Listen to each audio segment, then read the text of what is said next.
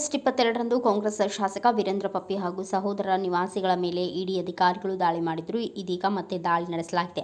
6 ಐಷಾರಾಮಿ ಕಾರುಗಳನ್ನು ವಶಕ್ಕೆ ಪಡೆಯಲಾಗಿದೆ. ಆನ್ಲೈನ್ ಗೇಮಿಂಗ್, ವಿದೇಶಿ ಕರೆನ್ಸಿ, ಅಕ್ರಮ ಆಸ್ತಿಗಳಿಕೆ ಪ್ರಕರಣ ಸಂಬಂಧ ದಾಳಿ ನಡೆಸಲಾಗುತ್ತಿದೆ.